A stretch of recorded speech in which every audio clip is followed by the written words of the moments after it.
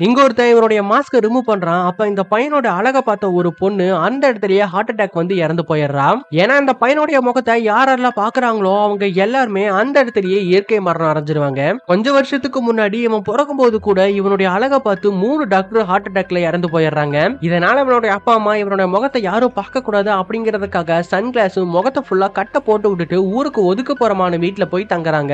இப்படியே இந்த பையனும் வளர ஆரம்பிக்கிறான். இந்த ஒரு விஷயம்னால அவன் டிப்ரெஸ் ஆகி இப்போ ஒரு சைக்காலஜிஸ்ட பார்க்க வந்திருக்கான். அவரு இந்த விஷயத்தை எல்லாம் கேட்டுட்டு இதெல்லாம் நம்புற மாதிரியே இல்ல, எங்கே உன்னுடைய கட்ட அழுத்து காட்டு, நான் இறந்து போறேனான்னு பார்க்கலாம் அப்படின்னு கேக்குறாரு. இவனும் அவனுடைய கட்ட அழுத்து காட்டுறான். அடுத்த செகண்டே அவரும் இறந்து போயிடுறாரு. போலீஸும் அந்த இடத்துக்கு வந்து இன்வெஸ்டிகேட் பண்ணி பாக்குறாங்க. ஆனா ரிப்போர்ட்ல இயற்கை மரணம் அப்படின்னு தான் வந்திருக்கு. அதனால இவனுக்கு எந்த பிரச்சனையும் வரதில்ல. இருந்தாலும் போலீஸ் ஊருக்குள்ள யாரெல்லாம் ஹார்ட் அட்டாக்ல இறந்து போறாங்களோ அந்த இடத்துல எல்லாம் உங்க பையன் இருக்கான், சோ உங்க பையனை கொஞ்சம் கவனிச்சுக்கங்கன்னு சொல்றாங்க. அது மட்டும் இல்லாம இவன் முகம் ஃபுல்லா கட்டு போட்டு இருக்கிறதால எந்த ஒரு பொண்ணுமே இவன் கூட டேட் பண்றதுக்கு இன்ட்ரெஸ்ட் காட்ட மாட்டேங்கிறாங்க.